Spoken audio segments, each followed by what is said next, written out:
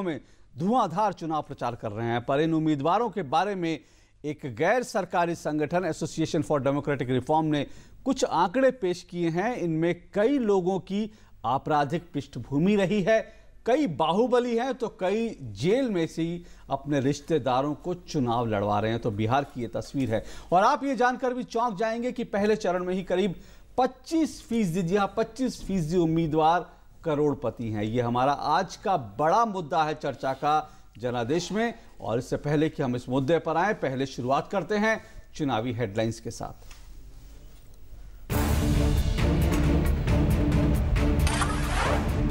भाजपा अध्यक्ष अमित शाह का आरोप, लालू नीतीश हैं बिहार के पिछड़ेपन के लिए जिम्मेदार। कहा सत्ता में आए तो बिहार को बनाएंगे नंबर 1 राज्य। आरजेडी प्रमुख लालू यादव ने एक बार फिर दिया विवादास्पद बयान। अपने एक ट्वीट में लालू ने प्रधानमंत्री नरेंद्र मोदी और भाजपा अध्यक्ष अमित शाह पर की आपत्तिजनक टिप्पणी। भाजपा ने जताया कड़ा विरोध। भाजपा नेता सुशील मोदी का ऐलान, बिहार में भाजपा की सरकार बनी तो गोहत्या पर लगाया जाएगा प्रतिबंध। उधर बीफ पर विवादित बयान देकर मुश्किल में फंसे लालू यादव। आरजेडी प्रमुख के खिलाफ दर्ज हुआ मामला। चुनाव में महिलाओं की भागीदारी बढ़ाने के लिए गया में प्रशासन ने की अनूठी पहल। जिले के 7 बूथ होंगे महिलाओं के जिम्मे। पोलिंग एजेंट, सुरक्षाकर्मी सभी होंगी महिलाएं।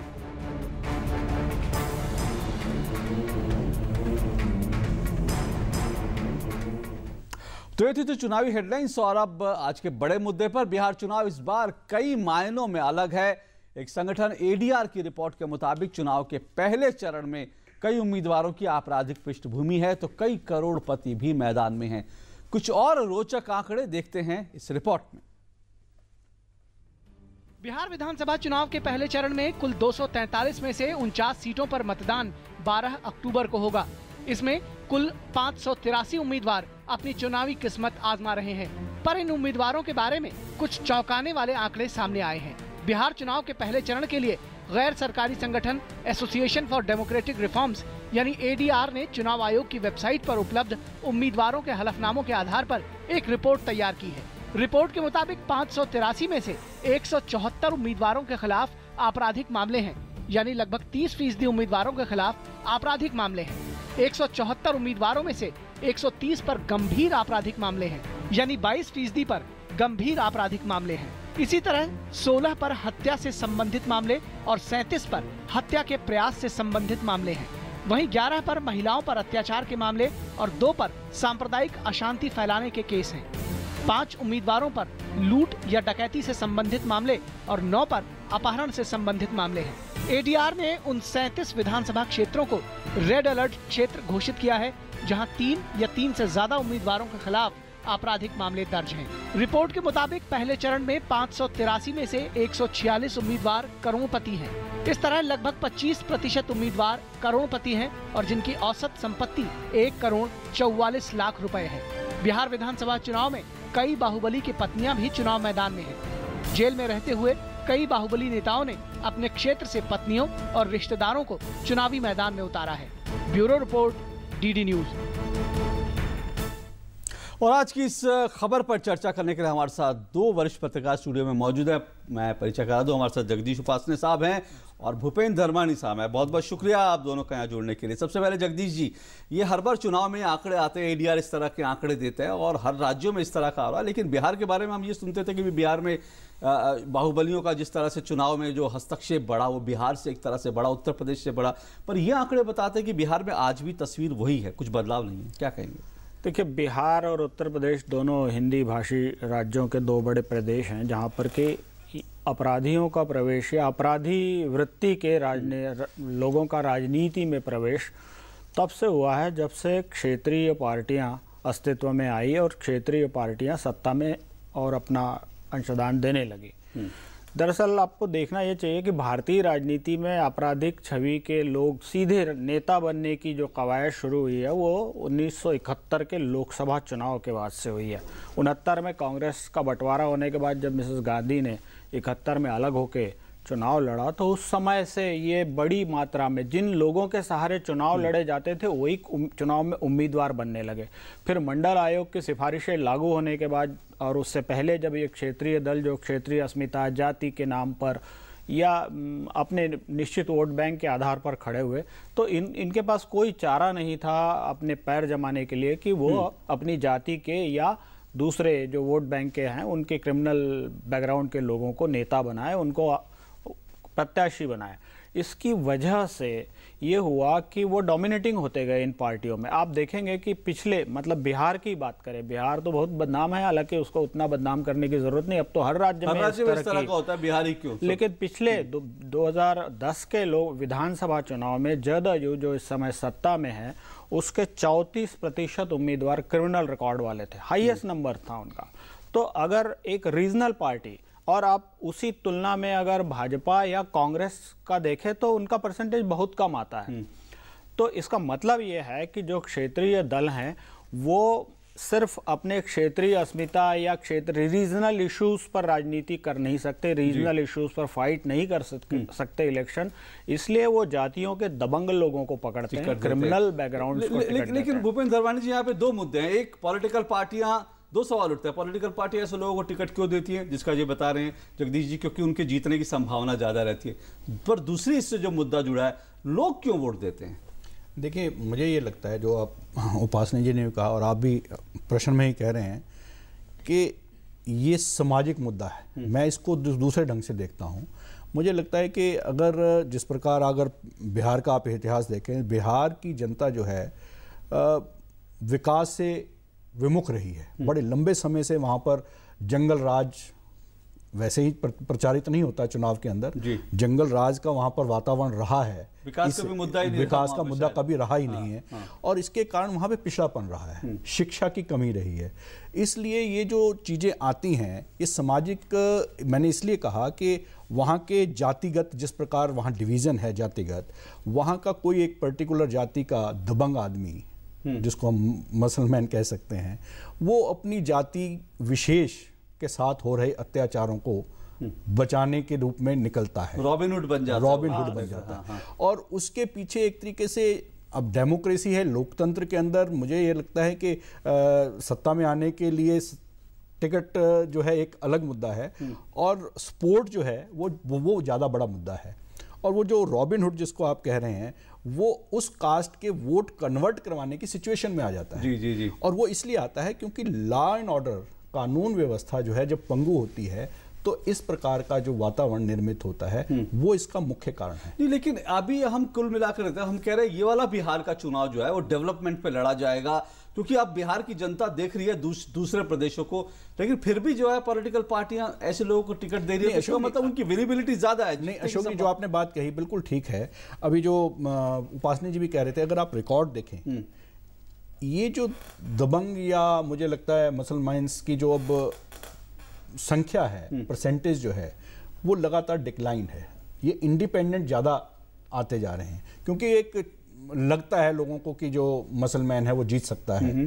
अब जो जिस प्रकार अब देख ही रहे हो आप, किसी ना किसी सांप्रदायिक मुद्दे को लेकर या किसी ना किसी जातिगत मुद्दे को लेकर जो सत्ता पक्ष वहाँ का बिहार का है वो मामले को उलझाना चाहता है। लेकिन जो दूसरा एक एनडीए ग्रुप जो है, उसका जो नेता है, वो पूरी तरह से उन सब चीज़ों को नकारते, वो बड़ी कोशिश के बाद भी आज भी विकास की बात कर रहे हैं। आज भी वो जातिगत उसमें फंसने के लिए तैयार नहीं है अभी तक। फर्स्ट फेज का जो अभी तक का चुनाव वहाँ पर प्रचार हुआ है, तो मुझे लगता है कि जो एनडीए के नेता नरेंद्र मोदी जो हैं वो बार बार घुमाकर पूरे चुनाव को विकास के ऊपर केंद्रित करना चाहते हैं। और जो उनको लगता है कि विकास के ऊपर लाकर केंद्रित करने से ये जितने बाकी मुद्दे हैं ये गौण हो जाएंगे।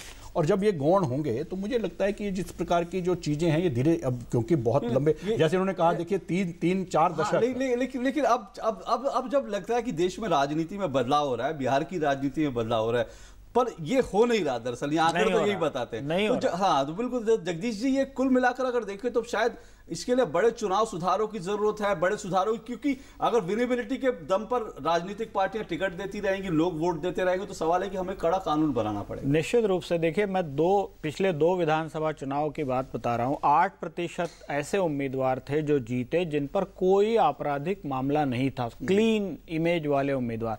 2010 में ऐसे उम्मीदवारों की संख्या, ऐसा उम्मीदवारों का प्रतिशत सिर्फ 4% था। इसका मतलब है कि जब ये इसमें एक फैक्ट है जो माने चुनाव में बहुत इंपॉर्टेंट फैक्ट होता है, जब चुनाव एकदम से प्रतिष्ठा का प्रश्न बन जाते हैं विरोधियों के लिए, सत्ता पक्ष के लिए, तब फिर कोई नो होल्ड बार होता है, माने कोई बाधा नहीं, कोई बंधन नहीं है, कैसे भी चुनाव जीतना है। और उसमें जो लोग वोटर है उसके सामने ऑप्शन बहुत लिमिटेड होते हैं। अब अगर मान लीजिए अगर मान लीजिए 37 विधानसभा क्षेत्र फर्स्ट फेज में है कि जहां पर 4 उम्मीदवार और आपराधिक छवि वाले हैं, उम्मीदवार के पास ऑप्शन लिमिटेड है, तो उम्मीदवार तो उन्हीं में से चुनेगा। अगर उनमें से 2 बड़ी पार्टियों के, तो उनमें से एक को चुनना ही है। तो ये इस समय देखने वाली बात होगी कि सचमुच अगर बिहार में बदलाव की बयार है, और जो दिख रही है कि बिहार के लोग बदलाव चाहते हैं, बिहार के लोग डेवलपमेंट चाहते हैं, दूसरे देश के साथ अपनी भी तरक्की चाहते हैं, उसमें कोई अनहोनी बात नहीं, लेकिन उसके लिए उनको क्लीन छवि के उम्मीदवार जितवाने पड़ेंगे।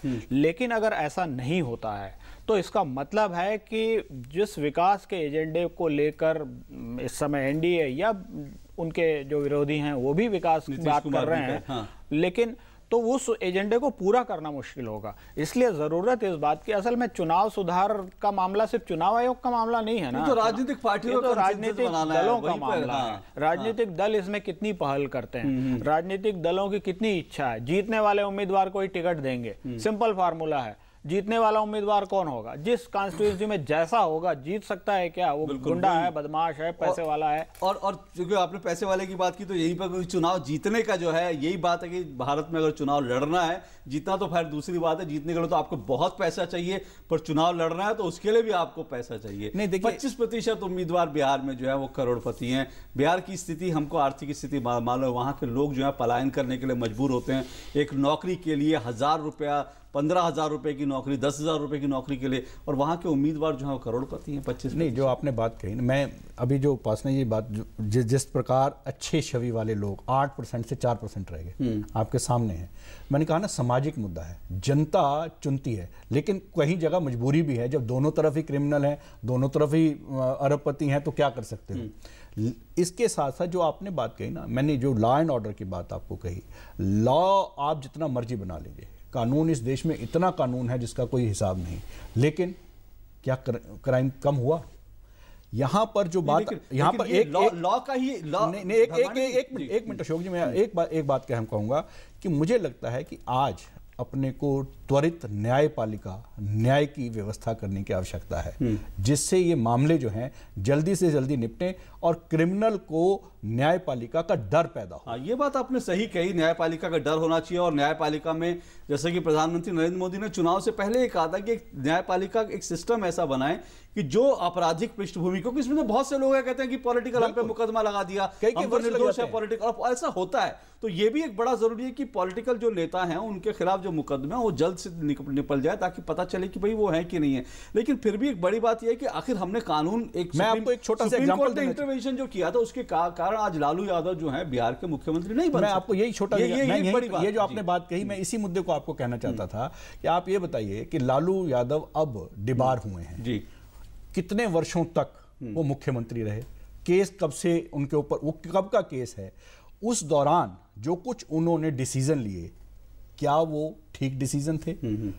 हमारे देश के पूरे एनेक्स, उसमें से ही, कोष में से ही सारा धन खर्च किया उन्होंने, जहां भी खर्च किया, या जितने भी लोगों को उन्होंने अपने साथ कैबिनेट में रखा, वो किस प्रकार के लोग होंगे। जब आज उनका, क्या वो पूरा रिव्यू नहीं होना चाहिए उनका पूरा कार्यकाल? क्या उस समय के जितने भी डिसीजन वापस नहीं होने चाहिए? ये कुछ मुद्दे हैं। ये मैं कुछ छोड़ रहा हूं, जो मुद्दे कह रहे हैं वो बड़ी, वो बहुत लार्जर तस्वीर, लेकिन मैं उससे एक छोटी तस्वीर की तरफ और आ जाता हूं, क्योंकि जैसा कि इन्होंने लालू यादव जी की बात की, तो मुझे ये ध्यान है कि लालू यादव तो खुद रहे, उन्होंने जो डिसीजन लिया अलग बात है, लेकिन जब वो नहीं रह सके तो उन्होंने राबड़ी देवी को मुख्यमंत्री बना दिया। और इन चुनाव में भी हम देख रहे हैं कि जो ऐसे कई बाहुबली हैं जो खुद चुनाव नहीं लड़ सकते उन्होंने अपनी पत्नी को, अपने भाई को, उनको टिकट दे दिया। तो ये क्या, और जेल से बैठ के चुनाव संचालित हो रहे हैं। ये तो होना ही है, ये माने ये कोई नहीं। और बिहार उत्तर प्रदेश में ये बहुत, बिहार में ज्यादा मामले हैं ऐसे, उत्तर प्रदेश में कम है, दूसरे किसी भी राज्य में कम है, ये बिहार में ही इस तरह के मामले हैं। अब भी मतलब जदयू ने अभी जिस विधायक को अपने गिरफ्तार किया था हत्या के आरोप में, उन्होंने जेल से अपना नामांकन भरा है, लेकिन दूसरे 2-3 और कई उम्मीदवार हैं, और आगे के फेजेस में आप देखेंगे कि और कई उम्मीदवार हैं जो अपनी पत्नियों को या किसी रिश्तेदार को खड़ा करेंगे और वो चुनाव जीत जाएंगे उनके नाम से। एक चीज इसमें मुझे जो लगता है, ये जो क्रिमिनल रिकॉर्ड की जब हम बात करते हैं, आपराधिक छवि के उम्मीदवारों की बात करते हैं, जैसे एडीआर का ये जो डाटा है, इसमें वो सारे लोगों को लेता है जिन पर कोई भी आपराधिक मुकदमे हैं, लेकिन बहुत सारे इसमें जेन्युइन नेता हैं, और जेन्युइन नेता जो विरोध प्रदर्शनों के कारण, अब मान लीजिए कोई विरोध प्रदर्शन के लिए किसी नगर निगम के दफ्तर में, सरकारी दफ्तर के अंदर घुस जाता है, तो उस पर लूट का और हत्या के प्रयास का मुकदमा दर्ज हो सकता है, तो आप उसको क्रिमिनल नहीं मान सकते। ये थोड़ा भेद करना पड़ेगा। क्रिमिनल दरअसल वो लोग हैं जिनको उसमें उस सोसाइटी के लोग, समाज के लोग जानते हैं कि ये दादा है, ये माफिया है, ये दबंग है, ये बाहुबली है, तो उनके केसेस के कारण, उनके पास रिकॉर्ड के कारण जानते हैं। अगर उसके साथ उनके मुकदमों को जोड़ा जाए तो ये संख्या कम होगी, जो एक्चुअल नंबर है वो कम होगा, लेकिन बिहार में ये नंबर देश में शायद सबसे ज्यादा है। और इसके लिए जैसा सुप्रीम कोर्ट ने जिस तरह, अब ये जो लैंडमार्क जजमेंट है जिसमें लालू और दूसरे 2 नेताओं को सजा हुई है, डीबार हुए हैं, अगर ये मामले जल्दी निपटाए जाएं, क्रिमिनल मामले जो नेताओं पर है, किसी भी तरह के नेताओं पर है, चाहे निचली अदालत से, दिक्कत यह है कि अदालत, फाइनल अदालत सुप्रीम कोर्ट है, वहां तक नेता जाएगा ही जाएगा, क्योंकि वो रिसोर्सफुल पर्सन होता है, उसके पास पैसे भी हैं, उसके पास पावर भी है, तो वो तब तक लड़ता है जब तक आखिरी मुकाम पर वो नहीं पहुंच जाता। तो ये लॉ की प्रोसेस तो ये पूरी करनी ही पड़ेगी। आप ये नहीं कर सकते कि फटाफट आप एक स्पेशल कोर्ट लगा दो जी, सजा दे दो जी, डिबार कर दो जी, जेल में डाल दो जी, ये डेमोक्रेसी में नहीं हो सकता है। तो ये तो आपको करना ही पड़ेगा, लेकिन जो प्रोसेस है उसको तेजी उसमें लानी पड़ेगी। चुनाव आयोग भी इसमें कुछ कर सकता है कि कॉग्निजेबल ऑफेंस वाले, संज्ञेय अपराध वाले, जिसमें गैर जमानती वारंट इशू होता है, उन मामलों के लिए कुछ चुनाव आयोग को सोचना चाहिए। लेकिन आप फिर से आपने कहा वो मामले, लेकिन यहां पर हम एक बड़ा दिलचस्प बात यह भी आई है कि करीब बहुत बड़ी तादाद ऐसे लोगों की, उम्मीदवारों की, जिनके पास पैन कार्ड नहीं है, जो अपना आयकर रिटर्न नहीं दाखिल करते। क्या आज भी, जबकि हम हर चीज को जो है एक ऐसे दायरे में लाने की कोशिश कर रहे हैं। अशोक जी, ये जो आपने बात कही, इसमें पैन कार्ड वाले मामले ऐसे भी हैं जिन्होंने संपत्ति तो करोड़ों की घोषित की। मैं वही कह रहा हूँ, संपत्ति करोड़ों की घोषित कर रहे कि आयकर आप रिटर्न नहीं दाखिल करते। तो जगदीश जी, ऐसे लोग कब तक, मतलब ये चुनाव सुधार की गाड़ी कब तक इस तरह से? देखिए, इसके बाद क्या होता है, ये जो एफिडेविट दायर होते हैं, इसको इनकम टैक्स वाले भी देखते हैं। अब वो उनको पकड़ेंगे, वो चाहे चुनाव जीते या हार जाए, इनकम टैक्स वाले उन्हें छोड़ने वाले नहीं है। इसीलिए ये एफिडेविट को सार्वजनिक करने की व्यवस्था हुई है।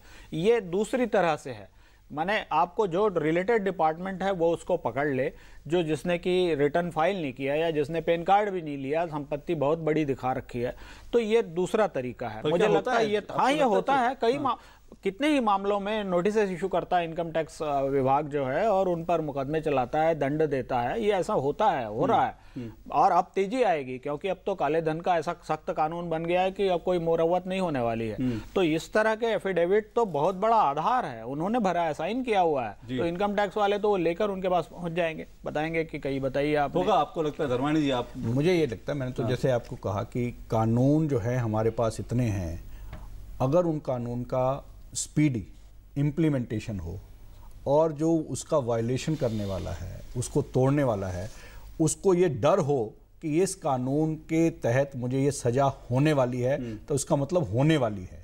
ये नहीं है कि वो जब पूरा का पूरा उसका लाइफ निकल जाएगी, वो सत्ता में भी रह लेगा, सत्ता में शासक भी बन लेगा, उसके बाद उसको पता लगा जब अब बुढ़ापा आ गया है, तब कहीं जाके डिसीजन हो रहा है, तब भी हो रहा है या नहीं हो रहा है ये भी मालूम नहीं है। तो ऐसे जब तक न्यायपालिका की व्यवस्था रहेगी, तब तक मुझे लगता है कि आप जितने मर्जी कानून बना लीजिए।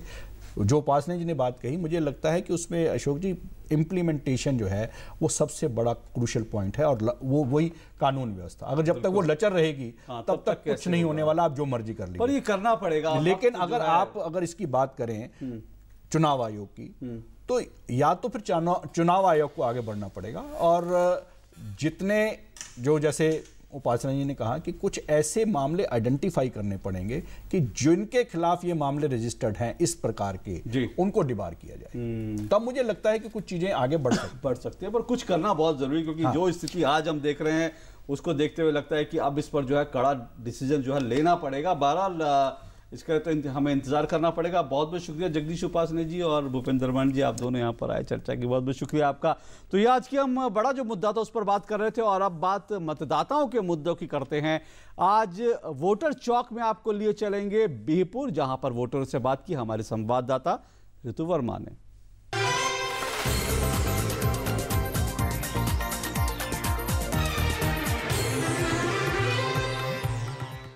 हम इस समय बिहपुर विधानसभा क्षेत्र के इमली चौक पर हैं। शाम का वक्त है, लोग एक तरह से बाजार में एकत्रित हैं छोटी मोटी खरीदारी के लिए। आइए इन लोगों से बात करेंगे, जानेंगे क्या है इनकी समस्या है। और इलाके में इस समय मतदाता दिवस के लिए चुनाव आयोग के तमाम प्रचार के साधन भी दिखाई दे रहे हैं। आप देख रहे हैं हमारे सामने। आइए जानते हैं इलाके में लोगों का क्या कहना है, क्या समस्याएं आप लोगों की हैं। बिजली का समस्या है, बिजली बराबर नहीं रहता है यहाँ। जितना भी है माने चला जाता है वादा के, कुछ विकास का कार्य होता नहीं है। समस्या तो है ये है, लेकिन विकास कहाँ है, खाली पेपर पे विकास होता है। बैंक जाए धोपी भगवे जाओ, तुमको जमीन जगह है 10 बीघा, तब लोन मिलेगा, नहीं तो नहीं मिलेगा। हमारी वजह साइकिल के दुकान जिंदगी भर 5,000 के सामान है दुकानी में, अब बैंक जाए नहीं तुमको मिलेगा रसीद ला 5 बीघा के। यहाँ है ना 22 से 20 घंटा लाइन मिल रहा है। यहाँ पे बढ़िया विकास है। और नीतीश जी को क्या चाहिए, नीतीश कुमार हम लोग का है ना बहुत अच्छा है। यहाँ से इमली चौक है, यहाँ से 1 किलोमीटर दूरी है ट्रांसफार्मर का, वहाँ से एक भी पोल यहाँ से वहाँ तक में नहीं है। कितना विकास है, यही बिजली है यहाँ के लोगों का, क्या ये है व्यवस्था। वहाँ पर जाके देख लीजिए, वहाँ पे एकदम बांस का है, एकदम बिजली बांस का खट्टा दिया हुआ है यहाँ पे, और नाली यही नहीं है। जा करके देखिए, रोड पर लोग कचरा बेच रहे हैं, रोड ढका हुआ है कचरे से, क्योंकि नाली है नहीं। आपका कहना है कि बिजली की ये सिंगल तार यहाँ पर सिर्फ है जी, और 1 किलोमीटर पोल नहीं है, ये खुट्टे पर आया हुआ है पूरा तार बांस पर। यह क्या बदहाली है हम सबों की।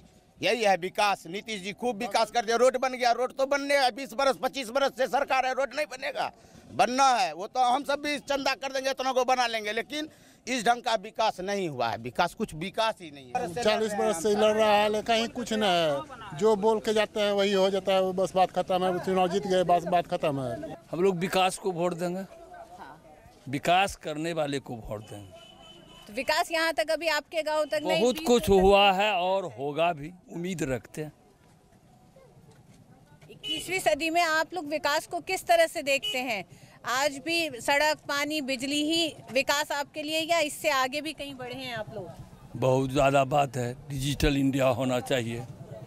इतना बुरा हाल है इस दीरा क्षेत्र का कि जिसका हिसाब आज तक कोई किया ही नहीं है। इस सब का खेती वहाँ है, हम लोग का खेती वहाँ है। बड़ी बुरा हाल है जाने आने में, बदमाश के डर से नहीं जाते हैं, ठिका दे दिए हैं। सड़क के विकास की तो बात की जा रही है कि सड़क पे बड़ा विकास हुआ है। मेन जो NH जो था ना 2 साल 3 साल से टूटा हुआ, तो इधर बना है। इधर 6 महीना पहले की हो, कुछ सब आदमी से पूछ लो, इधर बना है। लेकिन लोकल रोड जो है हम लोग का, जैसे भागलपुर जाना है, बड़ी बुरा हाल है। जाम ही जाम है। साला कब पहुंचेंगे भागलपुर, मेरा टेम्पू कब पहुंचेगा, भाड़ा वाला पता नहीं, कोई नहीं। 12 बजे दिन 11:30 बजे में कोई हॉस्पिटल में नहीं, एगो मिला, एगो गार्ड मिला। जब बोले कि हल्ला गुल्ला किया, तब उधर से कहाँ से कोठरी से खोल के निकला, तो हमारा ई महलम पट्टी हल्का फल्का है देखिए कर दिया। अच्छा चाचा की हालत हमेशा से रही है या अब हो गई है इलाके? हमेशा। सबसे पहले शिक्षा होगी, सड़क रहेगा तो शिक्षा तक जाएगी, पढ़ने के लिए जाएंगे। स्कूल में सुविधा टीचर का नहीं है। शिक्षा रहेगा, इंडिया बढ़ेगा, इंडिया बढ़ेगा तो बिहार बढ़ेगा। बिहपुर टू वीरपुर हम लोगों को आज तक नहीं मिला रोड, जिसके चलते बहुत परेशानी में हम लोग हैं। इस क्षेत्र का विकास रुका हुआ है। इधर उसमें NH 106 में जो है ना पैसा दिया है 3000 करोड़, लेकिन बनेगा कि नहीं बनेगा अभी भी लोग अधर्म में है। आइए हमारे आसपास महिलाएं दिख रही हैं, बात करने की कोशिश करते हैं, वो करेंगी कि नहीं करेंगी। कुछ नहीं, बिजली नहीं, कॉल नहीं, पैखाना कुछ नहीं। गरीब लोग का कोई देखभैया नहीं, कोई नहीं। मोटका के मोटाबै छै। जकरा कि 4 गो घर में 4 गो राशन छन, केकरो 10 गो छन, 1 गो राशन के कार्ड नहीं, तेलो कूपन नहीं। शिक्षा के लिए स्कूल तो है ना यहाँ पे, स्कूल कैसा है? स्कूल में टीचर रहते हैं? वो तो है, मास्टर नहीं देखते हैं, बच्चा को पढ़ाने का बच्चा बैठा रहता है गप अपने लड़ाने में। बीरपुर के लोगों का मानना है कि जो बुनियादी सुविधाएं, शिक्षा, स्वास्थ्य, रोजगार, ये सारी समस्याएं इनकी आज भी जस की तस है। एक बार फिर चुनाव है और चुनाव में जनता के मुद्दे, यहाँ के लोगों के जो मुद्दे यही हैं। देखना ये होगा क्या राजनीतिक पार्टी भी इन्हीं मुद्दों को अहमियत देती है या फिर एक बार फिर जातिवाद की राजनीति और वादों की राजनीति पर ही ये चुनाव होगा। वोटर चौक से कैमरामैन विनय के साथ ऋतु वर्मा, बीरपुर से।